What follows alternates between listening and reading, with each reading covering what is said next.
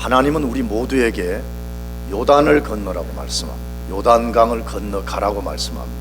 수천 년 전에 여호수아와 이스라엘 백성들에게 그 명령을 하셨습니다.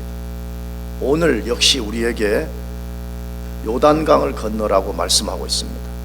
그러면 우리가 건너야 되는 요단강이 무엇인가 하는 것입니다. 지난주에 말씀드린 대로 요단강은 이스라엘의 지역적 경계를 구분짓는 강이 틀림없습니다.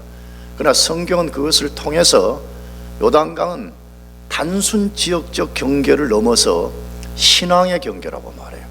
다시 말하면 우리 하나님의 백성들 모두가 현재의 삶에서 뛰어넘어야 되는 어떤 경계가 있다는 것을 말할 때 이걸 요단강이라 그렇게 표현하는 것이에요. 그래서 이 요단강이 없는 사람은 아무도 없는 거죠. 왜냐하면 요단강을 여러 가지로 성경은 우리에게 의미 부여를 하고 있습니다. 새로운 시간을 맞이하는 것도 요단강 건너는 것이에요. 새로운 환경으로 나가는 것도 요단강 건너는 것이에요. 새로운 세계관을 가지고 살아가는 것도 요단강 건너가는 것이에요. 인생의 장애물을 뛰어넘는 것도 요단강 건너는 것이에요. 그런 모든 요단강을 건너기 위해서 헌신하는 행위 자체를 요단강 건너가는 것이라 그렇게 부르는 것입니다. 그러므로 건너야 할 요단강이 없는 사람은 아무도 없습니다. 그냥 바보처럼 밥만 먹고 하루하루 그냥 아무렇게나 사는 사람을 제외하고는 요단강을 건너지 않아야 될 사람, 건널 요단강이 없는 사람은 아무도 없습니다. 특별히 저 개인적으로는 미래를 준비하는 젊은이들에게는 더 큰 요단강이 있다고 생각합니다.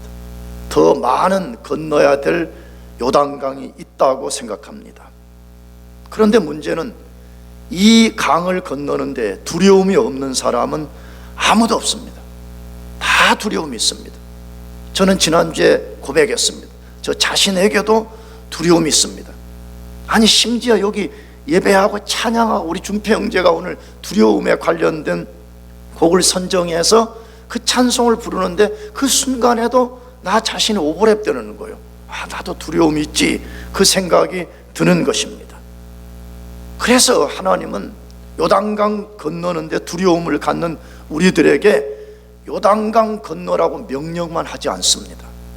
건너가라, 야 건너가, 하나님 그렇게 하시지 않고 요단강을 건너는데 필요한 큰 원리들을 먼저 말씀해 주십니다. 요단강 건너가라. 그러나 건너갈 때 이 원리를 너가 손에 붙잡으라라고 말씀해 주셨습니다. 그게 지난주 말씀이었습니다. 지난주에 그 세 가지가 인간 지도자는 사라지지만 하나님이 영원히 살아계셔서 우리에게 두신 뜻을 이루신다는 것이 첫 번째 원리였습니다. 맞습니다. 사람은 사라집니다. 그래서 사람 의지할 것이 없어요. 믿습니까? 여러분 지금 보면 사람 되게 의지하면 괜찮을 것 같지요. 여러분이 살다 보면 나중에 여러분 인생 전체로 경험하게 돼, 사람은 아무것도 아니구나. 오직 영원히 살아계셔서 역사하시는 하나님만이 의지할 대상이라는 것을 알게 되는 날이 와요. 그걸 빨리 깨닫는 게 축복이에요. 믿습니까? 두 번째 원리는 뭐였죠? 하나님이 명하신 일이기 때문에 믿고 도전하라는 것이. 하나님이 요단강을 건너라, 하나님이 명령을 했다면 하나님이 명령하신 거기 때문에 그건 믿고 도전하라는 것이. 세 번째 원리는 뭐였어요? 명령한 일을 하나님이 약속한 것이기 때문에 반드시 이루어 주신다는 것. 하나님이 명령한 것, 하나님이 하라고 하신 거기 때문에 하나님이 그것을 이루실 것을 믿고 나가라는 것이에요. 여러분 그렇게 하기를 축복합니다. 그런데도 연약한 인간들은 그 일을 시도하는 데 있어서 쉽게 두려움에 빠지게 됩니다. 하나님이 이렇게 해라, 내가 약속하지 않았냐? 하나님이 하시는데도 우리가 인간이기 때문에 이 명령을 준행하는 데는 항상 두려움이 있습니다.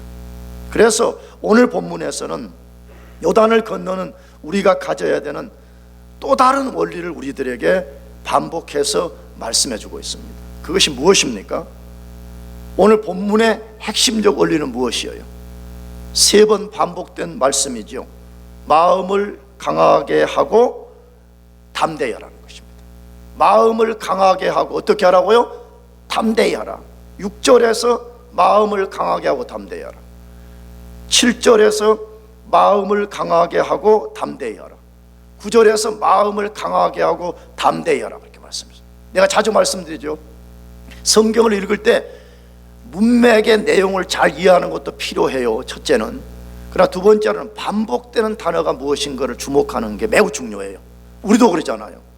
여러분들 듣기 싫어하지만 목사나 부모들이 중요한 일은 반복해서 말하잖아요. 성도들과 자녀들은 두 번 말하면 잔소리한다 그러잖아요. 근데 왜 부모들과 지도자들은 반복해서 말하는 거예요? 그게 중요하다는 거예요. 하나님도 마찬가지예요. 요단을 건너는 데 있어서 너희들에게 가장 중요한 또 하나의 원리는 마음을 강하게 하고 담대히 하라는 것이에요. 마음을 강하게 하고 담대히 하는 사람만이 요단을 건널 수가 있다는 것이에요. 그러면 왜 이것을 명령하셨을까요? 왜 마음을 강하게 하고 담대히 하는 것이 요단강 건너는 것과 무슨 관계가 있냐는 것이에요. 그러려면 마음이 무엇인가를 이해해야 되잖아요. 여러분 단순하게 물어봅시다. 몸이 중요해요? 마음이 중요해요? 물론 다 중요하지. 또 이렇게 물어보면 꼭 또 두 개가 중요하다 말하는 사람이 있어요. 둘 중에 하나, 마음하고 몸 하면 뭐가 중요해요? 마음이 중요한 거잖아. 왜 마음이 중요하죠? 여러분 마음에서부터 우리 몸의 움직임이 나타나게 되고, 마음은 우리 존재 전체를 움직이는 컨트롤 타워인데 마음이 무너지면 끝장나버리는 거예요. 그래서 여호수아서 앞으로 우리가 읽어가 보면 알지만 이스라엘 백성들이 여리고성을 점령해 가기 전에 정탐꾼들 2명이 들어갔어요. 정탐꾼들이 가서 정탐을 할 때 이건 우리가 승리한다는 걸 알게 된 것이에요. 왜 그랬죠? 기생 라합이라는 여자가 2명의 정탐꾼들에게 말했죠. 우리 여리고성 백성들의 마음은 물처럼 지금 현재 녹아버렸다 이렇게 되어 있어요. 왜 녹았죠? 하나님이 홍해를 가르시고 이스라엘 백성을 구원하시고 광야를 진군에 들어올 때 그 소식을 들은 가나안 족속들의 마음이 녹아버렸다 그래 돼 있어요. 야, 여호와라는 신이 이 일을 주도하기 때문에 이제 우리는 망했다. 그 신이 이 백성들을 가나안 땅으로 끌고 들어올 것이라 그랬는데 그 신이 이 일을 할 거기 때문에 우리는 망했다. 그래서 우리 마음이 물처럼 녹아버렸다 이렇게 돼 있어요. 여러분 전쟁을 앞둔 군사가 말이에요. 마음이 강해도 이길까 말까 하는데 마음이 물처럼 녹아버린다면 끝장나는 거 아니에요. 그래서 성경에서는 우리 보고도 마음을 강하게 하고 담대하라라고 말씀하고 있는 것이에요. 왜 마음을 강하게 하고 담대하는 것이 필요한 것이죠? 디모데전서를 읽어보게 되면 마음이 강하지 않은 사람은 하나님 말씀에 집중하지 못한다고 되어 있어요. 여러분 우리 인생은 칠흑 같은 어두운 밤바다를 지나가는 배와 같은 것인데 그 밤바다에서 목표를 향해 갈 수 있는 것은 유일한 나침판 하나를 의지하는 거잖아요. 옛날로 하면. 그러려면 어떤 상황이 와도 그 나침판의 시침이 가리키는 그걸 바라보고 가야 되는 것이에요. 마찬가지로 우리 삶에 여러 두려움 뛰어넘어야 될 장애물, 어디가 길이고 어디가 낭떠러인지 모를 때 우리가 할 수 있는 유일한 것은 하나님의 약속의 나침판입니다. 믿습니까? 근데 어떻게 그걸 끝까지 붙잡을 수 있어요? 마음이 강하지 않으면 붙잡을 수 없어요. 왜? 매 순간마다 우리를 두렵게 하는 것, 우리를 좌절케 하는 것, 우리 마음을 물처럼 녹게 만드는 것이 얼마나 많아요.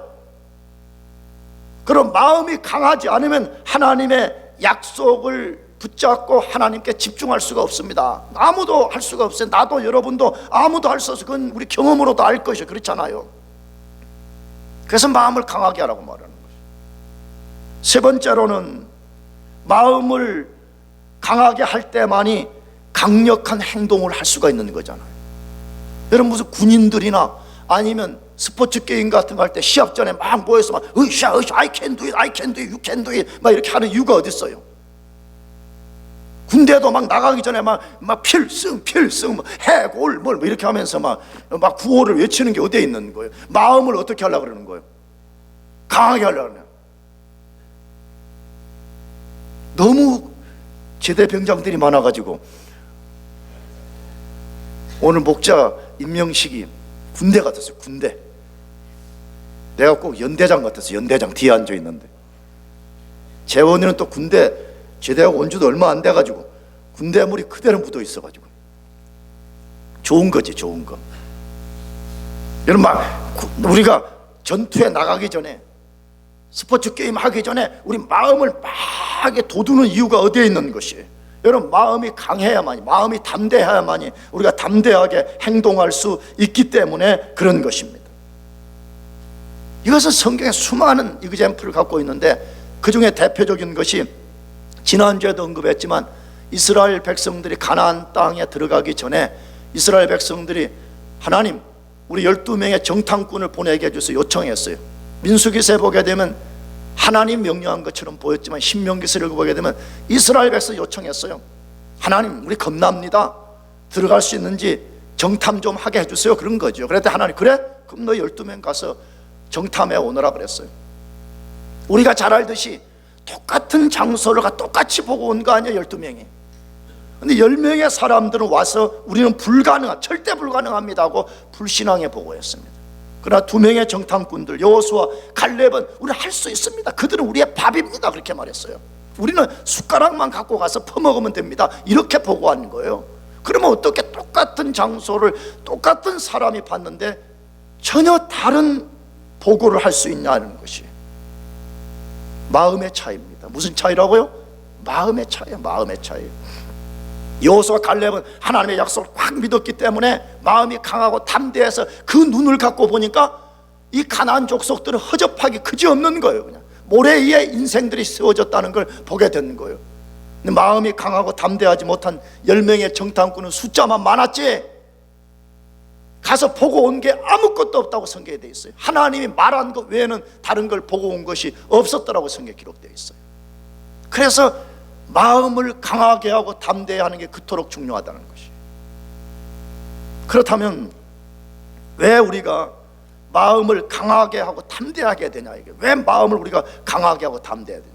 혹시 이걸 조금 더 적용하면 우리가 어떻게 마음을 강하게 담대하게 만들 수 있냐는 것이, 첫 번째로는 요단을 건널 때 하나님이 함께 해 주실 것이기 때문입니다. 우리가 우리 인생의 요단을 건널 때 하나님이 함께 해 주십니다. 아니, 정확하게는 우리 평생에 하나님이 함께 해 주십니다. 믿으십시다. 아멘. 이것을 믿어요. 그리스도인들이 가장 많이 의심하는 문제 중에 하나가 하나님이 정말로 나와 함께 해 주시는가 하는 것입니다. 너는 부인하지 못할 거예요. 아니, 나도 그런 때가 있어. 정직하게 말해서 그리스도인들이 특별히 인생의 요단을 건너는 문제 앞에 봉착했을 때 정말로 함께 해 주시는가 하는 문제로 씨름하게 됩니다.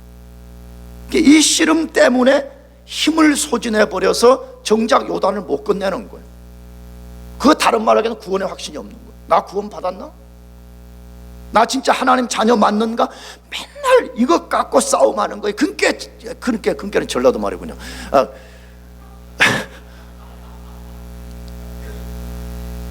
내가 막 급하면 이렇게 나와. 전라도는 그러니까 이 말을 근께 이렇게 해요. 준평지 좀 그렇죠? 또 아니라 그래. 저분은 또 내가 좀 다르다고 지금 하는 거예요. 지금 나는 같은 전라도가 아닙니다. 근데 진짜 우리가 싸워야 될 때, 적을 향해서 진짜 우리가 싸워야 될 때는 못 싸우는 거예요. 왜? 다른 것 때문에 고민하는 거죠. 내 하나님 자녀 맞습니까? 나 진짜 요단강 건널 때 하나님이 나와 함께 해주십니까? 늘 그것 때문에 싸우고 의심과 두려움의 포로가 되어 있기 때문에 정작 적을 향해서 칼과 창을 내질러야 될 때는 못하는 것이에요. 그런 의심과 두려움 가운데 있는 우리들에게 하나님이 무엇을 약속해 주셨어요? 여호수아서 1장 5절 6절 말씀을 다시 읽어보겠습니다. 시작. 너의 평생에 너를 능히 당할 자 없으리니 내가 모세와 함께 있던 것 같이 너와 함께 있을 것임이라. 내가 너를 떠나지 아니하며 버리지 아니하리니 마음을 강하게 하라. 담대히 하라. 너는 이 백성으로 내가 그 조상에게 맹세하여 주리라 한 땅을 얻게 할 것이다. 자, 주목해야 돼요. 무엇 때문에 마음을 강하게 하고 담대하라고 말하는지 주목하는 것이 필요해요. 하나님이 절대로 그냥 맹목적으로 마음을 강하게 해, 그냥 담대히 해, 그렇게 지금 말씀하고 있지 않다는 것이에요. 하나님이 분명한 그 이유를 제시하고 있어요.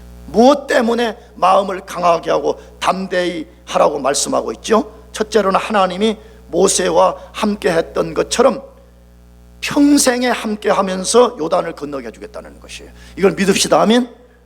모세와 함께 있던 것 같이 그 말 속에는 뭐가 있어요? 모세와 내내 함께 하셨을 뿐만 아니라 모세의 기적이 어디서 나오는 거예요? 여러분, 모세는 우리가 똑같은 사람이었습니다. 모세가 그런 강한 기적을 만들 수 있었던 것은 하나님의 역사로 된 것입니다. 하나님이 함께 하시면서 우리 삶에 그런 일들을 만들어 주시겠다고 지금 약속하는 거예요. 나가서 적들을 이기게 해주시겠다고 말씀해요. 적들을 뭐 한다고요? 이기게 해준다고. 여러분, 이걸 진짜 믿읍시다. 우리 그리스도인들은 적들을 이길 수 있습니다. 할렐루야. 우리가 패배적 정신에 사로잡혀 있습니다. 뭐냐? 맨날 교회 와서 맨날 죄지었다, 맨날 실패했다, 맨날 안 된다고만 말해. 맞습니다. 우리 스스로의 힘으로는 이길 수 없습니다. 그러나 잘 보세요. 그리스도인의 승리의 비결은 우리가 잘 싸워서 이기는 것이 아니에요. 우리 힘으로 이길 수 있는 사람이 누가 있어요? 아무도 없습니다. 난 아무도 없다고 확신합니다. 왜? 성경이 그렇게 말하고 내 경험이 일반적이기 때문에 그래요. 누가 우리 힘을 갖고 이길 수 있는 사람이 있겠어요? 우리가 이길 수 있는 근거는 예수님이 십자가에서 원수의 허리를 꺾었습니다. 할렐루야. 이미 승리하시고 그 승리를 우리에게 주시고 승리하신 그리스도와 성령을 통해서 우리 안에 역사하기 때문에 우리가 적을 이길 수 있는 것입니다. 할렐루야. 그러므로 자꾸 안 된다, 진다, 할 수 없다, 자꾸 왜 그걸 입에 달고 살아요? 우리 할 수 있다. 아멘. 예수 안에 살 수 있다. 내 힘으로는 불가능하지만 하나님이 함께 하시면 적들을 이길 수 있게 하시겠다고 약속을 했잖아요. 세 번째는 무엇 때문이라고? 약속한 것을 이루어 주신다는 약속 때문입니다. 여러분, 하나님은 우리와 반드시 함께 하시며 그 일을 이루신다고 말해요. 그것을 우리가 믿어야 돼요. 왜 믿어야 되느냐? 여러 이유가 있지만 두 가지 때문에 믿어야 돼요. 첫째로는 하나님의 신실한 성품이에요. 하나님의 신실한 뭐라고요? 성품이에요. 무슨 말이에요? 신실하다는 말은 거짓말 안 한다는 거예요. 히브리서에 보게 되면 하나님은 거짓말을 하실 수 없다라고 말씀했어요. 이사야 55장에 보게 되면 내 입에서 나간 말은 반드시 열매를 맺고 돌아온다고 돼 있어요. 하나님이 약속하면 그걸 믿어야 돼. 할렐루야. 장부한 목사는 거짓말할 수 있어요. 장부한 목사는 약속하고도 못 지킬 수가 있어. 그러나 하나님은 신실하시기 때문에 그것을 반드시 이루어요. 나가서 두 번째는 하나님 전능하시기 때문에 그래요. 여러분, 왜 우리 인간들이 약속하고도 못 지킬 때가 많아요? 전능하지 못해서 그래요. 약속하고도 약속 장소 올라가는데 눈이 확 오거나 무슨 차가 펑크가 나거나 그러면 우리는 못 가잖아요. 전능하면 축지법 써도 되고 시공간을 초월해 갈 수가 있잖아요. 근데 하나님은 전능하십니다. 할렐루야. 그러므로 하나님이 약속한 것은 그분이 신실하고 그분이 전능하시고 그분이 영원하시기 때문에 그것을 반드시 이루어 주십니다. 그런데 문제는 하나님이 이렇게 많은 약속을 해주셔도 우리는 도마처럼 의심하는 데 대가 드립니다. 말씀 묵상하는 데는 잘 못해도 의심을 묵상하는 데는 대가 드려요. 얼마나 의심을 많이 하는지 몰라요. 여러분, 그러면 이럴 때 우리가 좀 바보처럼 의심에 끌려다니면 안 되는 것입니다. 하나님이 진짜 나와 함께 하신다고 하는 논리를 사용할 줄 알아야 돼요. 논리적 증거를 내가 확보하는 것이 필요해요. 여러분, 이게 신앙생활하는 거예요. 믿습니까? 신앙생활 아무것도 안 하는 게 아니에요. 내가 언젠가 말씀드린 시편을 읽어보세요. 시편에는 우리 자신에게 설교하라고 말해. 내 영혼아 어찌하여 낭망하느냐라고 우리 자신에게 설교할 줄 알아야 돼. 낙심이 찾아올 때 우리 자신에게서 왜 낙심하느냐, 왜 절망하느냐, 왜 두려워하느냐, 왜 의심하느냐, 왜 염려하느냐, 우리 자신에게 설교할 줄 알아야 된다 이거예요. 마찬가지로 진짜 하나님이 나와 함께 해주시는가, 논리적 증거를 확보하는 것이 필요해요. 너무 많지요. 하나님이 우리와 함께 하신다는 거예요. 근데 그 중에 내가 이 교회에 와서 가장 많이 인용한 성경 구절이 하나 있어요. 고린도전서 12장 3절인데 다 같이 읽어보겠습니다. 시작. 그러므로 내가 너희에게 말하는 자는 누구든지 예수를 저주할 자라 하지 않고 또 성령으로 아니하고는 누구든지 예수를 주시라 할 수 없느니라. 자, 이 말씀은 우리의 신앙 고백에 대한 것인데 만약에 진짜 어떤 사람이 진실한 신앙 고백을 한다면 그건 하나님이 그 사람과 함께 하신다는 증거라는 거예요. 왜냐? 내가 예수님 혹은 하나님을 My Lord, 주님 이렇게 고백하는 것은 그건 자연인의 힘으로 되는 것이 아니라 하나님의 성령이 내 속에 들어와 계시기 때문에 성령이 내 죽은 영을 살려서 예수와는 지식을 만들어서 그 고백을 만들었다는 거 믿습니까? 그러므로 내가 예수님이 나의 주님이다, 이게 진실한 고백이 일어나는 사람은 하나님이 성령을 통해 준 그 사람과 함께 하고 있다, 인을 딱 쳤다, 도장을 쳤다 이거예요. 난 너의 아버지고 너는 내 백성이고 인을 쳤기 때문에 내가 영원히 떠나지 않고 너와 함께 한다는 하나님의 약속이라는 것이에요. 여러분, 이게 얼마나 큰 것인지 알 수 있겠어요? 우리는 간혹 성경을 읽다가 보면 모세나 여호수아 같은 사람 위대하다고 생각합니다. 사실 위대하죠. 자연인으로서 그런 위대한 일들을 감당했으니까. 그러나 여러분, 축복의 어떤 상황을 놓고 보면 우리는 모세와 여호수아보다 훨씬 더 큰 사람들입니다. 왜 그렇죠? 여러분, 그 사람들은 우리처럼 성령을 소유한 사람이 아닙니다. 그들은 성령이 현재 우리가 소유한 것처럼 우리 속에 들어와서 인을 쳐서 성령이 떠나지 않고 영원히 함께했던 방법으로 존재했던 사람들이 아니에요. 그러므로 우리는 그들보다 훨씬 더 분명한 방법으로 하나님과 우리와 함께하고 있습니다. 믿으시기를 바랍니다. 그런데도 믿음이 약해서 말이에요. 아니, 정확히 믿음이 없어가지고 말이에요. 인생의 요단강 앞에 서게 되면 벌벌 떨고 끝도 없는 의심과 싸움 가운데 빠질 때가 얼마나 많은지. 그래서 하나님께 감사와 찬송을 드리기보다는 끊임없이 하나님 항변하는 거지. 하나님, 내가 고통받을 때 당신은 어디 계셨습니까? 하나님, 당신은 어디에 계세요? 하나님, 지금 뭐하고 계시는 거요? 거기에 대한 답이 무엇이에요? 거기에 대한 답을 풋브린트라고 하는 시를 쓴 모래 위에 난 두 발자국이라는 그 한국말로 번역돼 가지고 한국교회에서 많이 회자되는 시지요. 마가렛 휘시백이라는 사람이 이 시를 썼는데, 하나님은 어디에 계십니까? 라는 질문에 가장 깊은 대답이라고 생각이 들어요.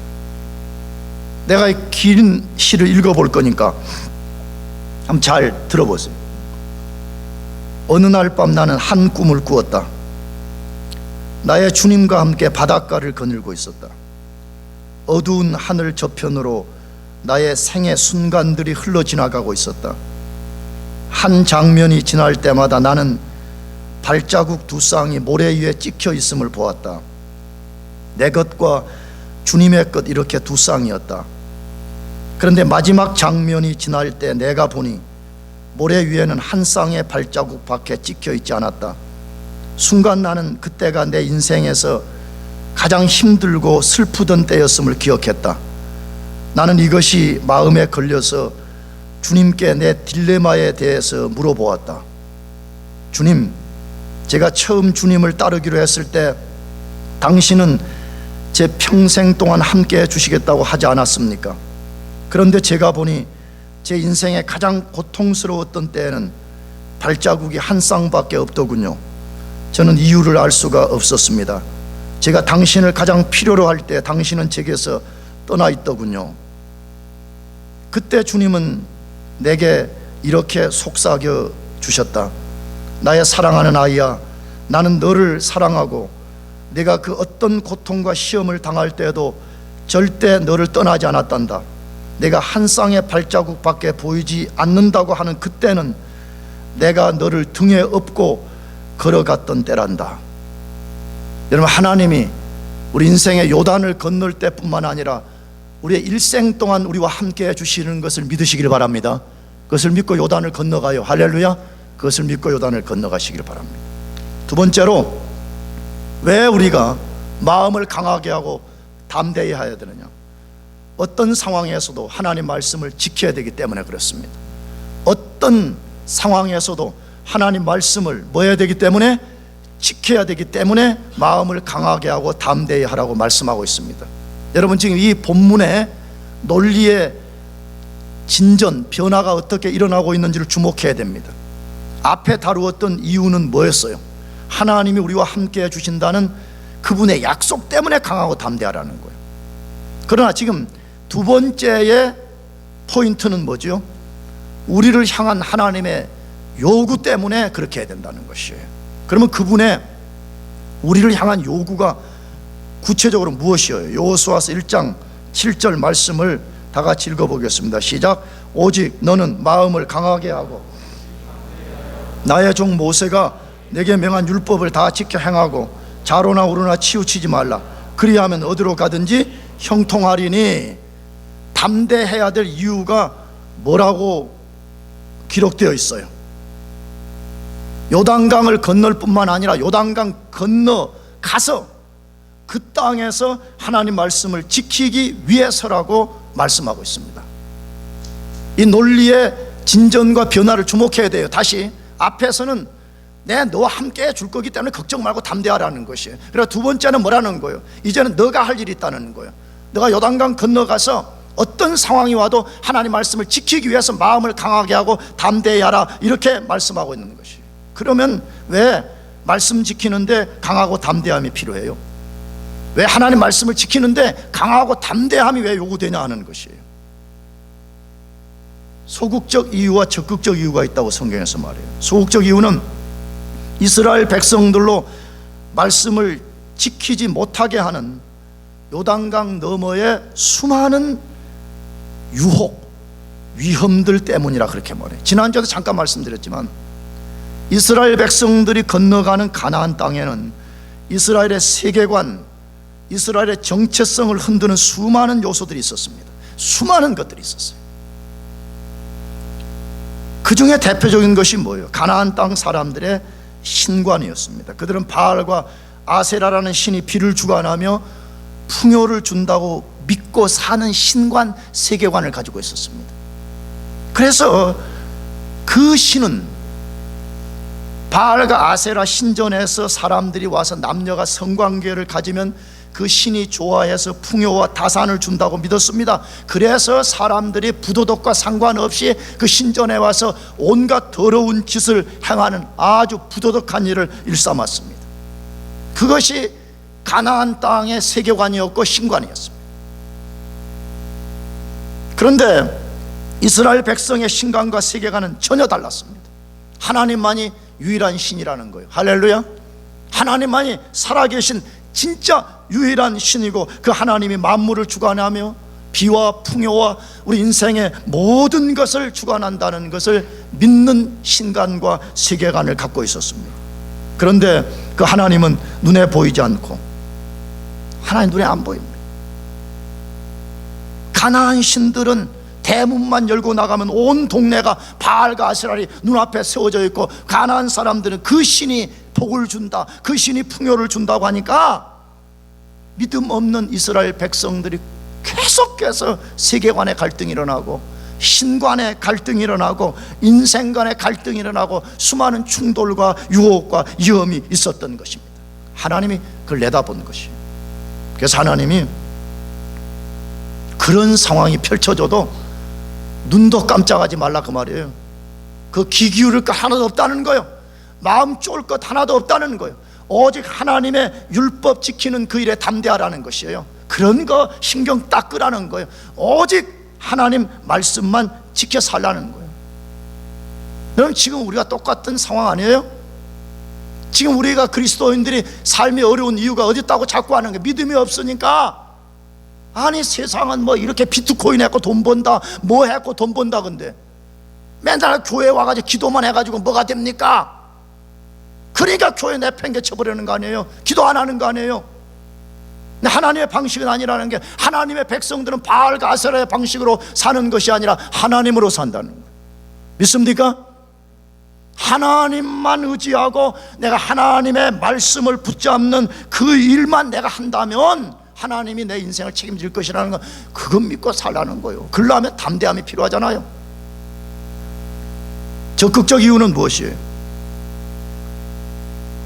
율법을 지킴을 통해서 하나님을 의지하고 하나님께 순종하고, 나의 삶의 방식은 가나안 땅 백성들과는 다르다는 것을 너희가 온 몸으로 드러내라는 거야.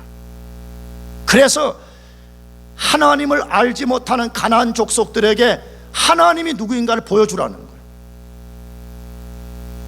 하나님의 종교의 특성과 너희들이 갖는 종교의 부도덕이 뭐가 다른지를 이스라엘 백성들이 율법을 지킴으로써 그것을 보여주라는 거예요. 그걸 보여주라는 거예요. 그러려면 담대함이 요구된다는 것이, 담대함이 요구된다는 것이. 여러분 지금 똑같은 거 아니에요? 이 펜스테이트 썩어 빠진 정신을 갖고 와서 세상에 뭐 하나 손에 넣겠다고 하나님을 대적하고 예수를 부인하고 사는 이 세대 한복판에서 삶의 방식을 우리 보고 달리하라는 거예요. 나는 하나님으로 산다는 거예요. 하나님은 나의 주라는 거예요. 하나님 나의 인생에 먹고 마시고 죽고 살고 높고 낮추는 것을 하나님이 주관한다는 것을 우리 온몸으로서 보이라는 거예요. 그러려면 뭐가 필요해요? 담대함이 필요하다는 거예요. 내가 비록 여기서 망하더라도, 내가 비록 여기서 죽더라도 나는 끝까지 하나님의 율법을 지키겠다고 하는 강하고 담대함이 필요하다는 것이에요. 근데 그거 하려면 어떻게 해야 돼요? 마음을 강하게 하고 담대히 해서 하나님을 증거하려면 어떻게 해야 되냐 이거예요. 여호수아서 1장 8절이 그 비결이라고 말해요. 같이 읽어보겠습니다. 8절 다 같이 시작. 이 율법책을 말게 하며 주야로 그것을 묵상하여 그 가운데 기록한 대로 다 지켜 행하라. 그리하면 내 길이 평탄하게 될 것이라. 내가 형통하리라. 여러분 교회 다니면 율법 지켜야 된다, 하나님 말씀 지켜야 된다, 그래야 산다, 이론은 압니다. 근데 이 교회를 떠나는 순간에 다 잊어버려. 정작 싸워야 될 땐 싸우는 도구도 없고 원리도 없고 능력도 없는 거예요. 그래서 하나님께서 여호수아 우리에게 지금 말씀하는 거예요. 너 어떤 상황에서 율법만 지키고 너가 진짜 살기로 결심하냐, 그러려면 너가 이 원리를 따라야 된다. 무슨 원리를 따르라고 말하는 거예요? 하나님의 율법이 내 입에서 떠나지 않게 하라는 거예요. 그거 주야로 묵상하라는 거예요. 여러분의 인생은 너나 할 것 없이 다 똑같은 거 아니에요? 말씀 들을 때는 그런갑다 하고 요 문을 딱 넘는 순간에, 빵을 보는 순간에 말씀은 다 사라져 버리잖아요. 시나몬을 뿌린 것을 먹을 것인가? 아니면 건포도가 들어간 걸 먹을 것인가? 거기 집중하다 보면 말씀 다 잊어버리는 거잖아요. 그래서 하나님이 너가 율법을 지키고 싶냐? 너가 율법을 지켜야만이 너의 아이덴티티를 유지한다는 것을 믿냐? 그렇다면 하나님의 율법이 내 입에서 떠나지 않게 하고 늘 그것을 묵상하면서 살아가라, 그렇게 말하는 거예요. 간단하게 말하면 뭐예요? 하나님 말씀 가까이 하라는 거예요. 듣고 또 듣고 묵상하고 또 듣고 읽고 또 듣고 생각하고 또 생각하고, 그래서 하나님의 말씀이 너 속에 꽉 채워져서 말씀이 너 존재를 꽉 사로잡게 하라는 거예요. 그래서 너 자신을 하나님의 말씀이 움직이게 하라는 거예요. 그런 사람은 아무리 타락한 도시의 한복판에 살더라도 말씀을 지킬 수가 있어. 왜? 아니 말씀이 내 속에 화수분처럼 샘물처럼 계속 솟아올라와서 내 생각과 감정과 내 모든 것을 주관하고 있는데 어떻게 내가 그 속에서 죄를 범할 수 있고 그 속에서 어떻게 하나님이 원하는 반대 일을 할 수가 있냐 이거예요. 그게 없으니까 종교생활하는 거예요. 종교생활. 사랑하는 교우 여러분들, 새해에 세상 사람들처럼 해맞이하면 잘 되는 거 절대 아니에요. 뭐 다니면서 새해 복 많이 받으라고, 내가 30년 목회해서 새해 복 많이 받으라고 한 거 그대로 됐으면 나는 이 세상에서 가장 부자 됐을 거야. 그런대로 되는 게 아니에요. 그렇게 된다고. 새해에 너무 큰 계획 잡지 말고 하나님 말씀이 여러분 입에서 떠나지 않게 해요. 아멘. 이 묵상이라는 말과 사실 이게 오버랩된 말씀이에요. 원래 묵상이라는 말은 하가르라는 히브리어 단어인데, 하가르라는 말은 계속 이렇게 입으로 말씀을 중얼거린다는 뜻을 갖고 있는 거거든요. 계속 하나님 말씀을 내가 읽고 반복하고 그 뜻을 깊이 묵상하고 내가 그렇게 하라는 거예요. 그래서 하나님 말씀대로 발을 내딛고 말씀이 보여주는 그 길을 가라는 거예요. 그러면 하나님께서 역사하겠다는 거예요. 여러분, 말씀을 붙잡고 살아가는 게 얼마나 중요한지 감 잡을 수 있겠어요? 왜 그래요? 이스라엘 백성들 보고 요단 건너가라 그러는데 무슨 무기 준비하라는 말이 하나가 있어요, 없어요? 없습니다. 여호수아서 끝까지 읽어보면 알겠지만 무기를 준비하라는 데가 한 군데도 없어요. 군대 전략을 짜라는 데가 한 데도 없어요. 김정은처럼 로켓 준비하라는 말이 있어요, 없어요? 없습니다. 딱 한 가지만 명령했습니다. 뭘 명령했죠? 하나님의 율법을 뭐하라? 지키라는 거예요. 왜 그러는 거예요? 이스라엘 백성들을 가나안 땅으로 넘어가게 하는 목적이 율법 지키게 하는 것이고, 그것 통해서 하나님 모르는 멍청이들에게 하나님을 보여주라는 거잖아요. 그러므로 너희가 율법을 지키기만 한다면 너희들의 필요한 비를 내가 줄 것이고, 먹을 음식을 내가 줄 것이고, 적들을 내가 다 무찌를 것이라는 거예요. 그렇게 했잖아요, 하나님이. 요단강 건널 때 이스라엘 백성들이 보트 나가지고 건넜나요?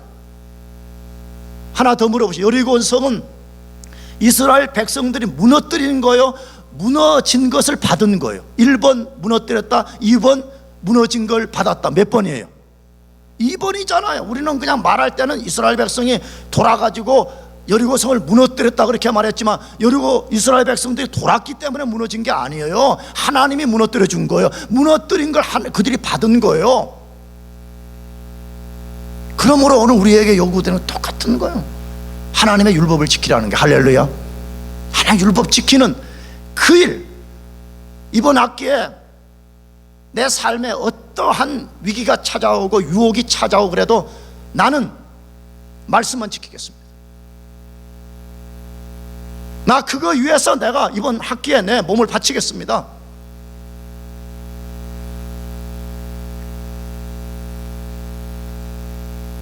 그거 합시다. 나도 여러분들 그거 합시다. 아멘. 아니, 쓸데없는 뭐 중요한 그런 거는 그 모르는 사람들이 하라 그래. 오늘부터 우리요 그렇게 합시다. 내가 하나님 말씀 지키는 이 일을 위해서 강하고 담대하겠습니다.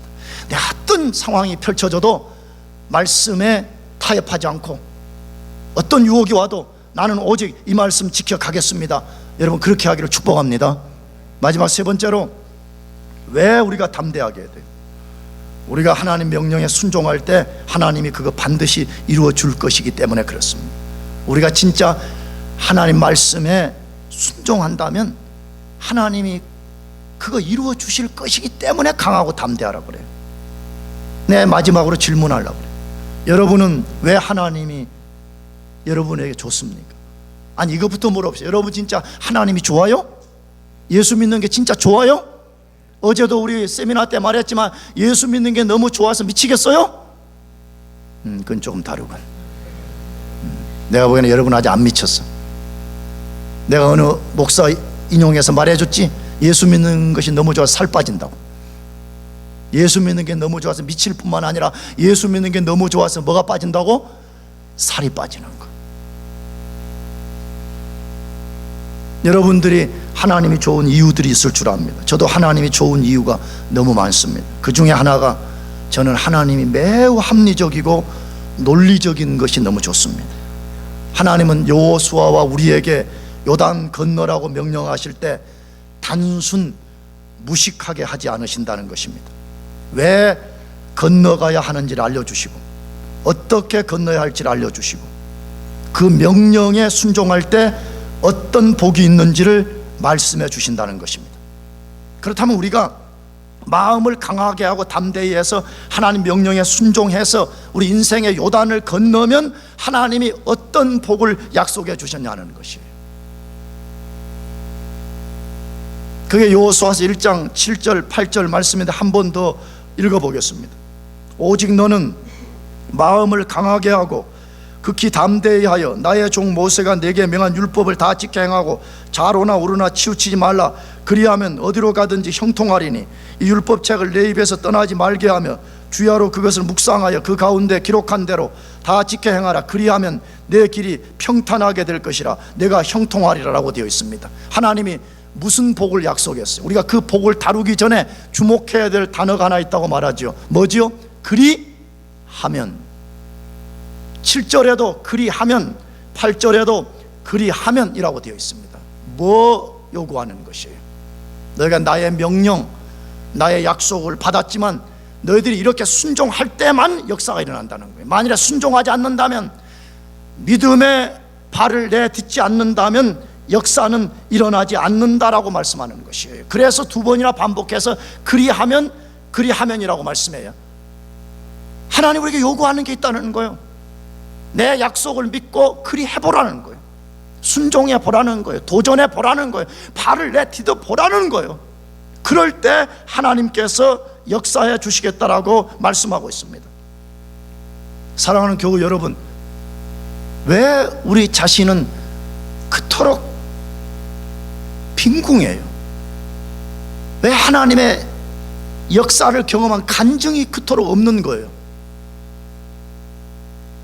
이 빈궁 속에는 영적인 것만이 아니에요.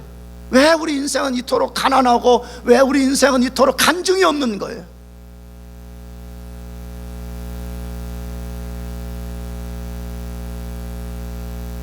난 말해요.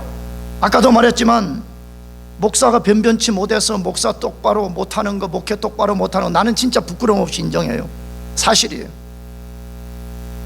그러나 여러분, 그것을 목사에게 책임 돌리면 안 되는 것입니다. 왜 빈궁하고, 왜 하나님의 능력의 역사를 경험한 간증이 없어서 그토록 가난뱅이 같은 인생으로 사는 것이에요? 답은 하나입니다. 그리하면이 없는 거예요. 뭐가 없어요? 그리하면이 없어요. 수많은 약속, 하나님 이 수많은 구약과 신약이라고 하는 수많은 약속을 우리에게 주셨음에도 불구하고 빈궁한 이유는 그리하면이 없는 것이에요. 사랑하는 교우 여러분, 새해에 우리 좀 아직 미성숙하고 아직 온전하지 못하지만 그리해 봅시다. 아멘. 한번 그리해보자고. 하다가 넘어지면 넘어지더라도 말이에요. 여러분, 그리 하다가 넘어져서 코 깨지면 그거 예수 흔적 아니에요? 맨날 코 안 깨지고 반질반질해 다녀서 뭐하게? 한번 도전해봐. 그리하면이라고 말해요. 그러면 하나님 우리에게 뭘 약속했어요? 7절 하반절에 어디로 가든지 형통하리니, 8절 하반절에 내 길이 평탄하게 될 것이라 라고 약속했습니다. 여러분, 하나님은 우리가 평탄하고 형통해지기를 원하십니다. 아니, 생각해보세요. 내가 육신의 아버지로서 육신의 자녀들을 생각할 때 늘 잘 되기를 원해서 그토록 기도하고 애쓴다면, 나와 비교할 수 없는 선하심을 가지신 그 하나님이 자기 자녀들이 얼마나 잘 되기를 원하시겠어요? 얼마나 형통하고 평탄하기를 원하시겠어요? 문제는 하나님의 방식으로 되냐 안 되냐는 거예요. 하나님은 우리가 평탄하고 형통하고 높아지기를 원하십니다. 문제는 나의 방식으로 되라고 하나님이 요구합니다. 여러분, 새해에 하나님의 율법을 꽉 붙잡고 어떠한 위험, 두렵게 하는 것, 유혹이 와도 쫄지 말고 하나님 말씀에 순종해서 여러분과 저의 인생의 요단을 건너기를 축복합니다. 기도하겠습니다. 우리 다 자리에서 일어나셔서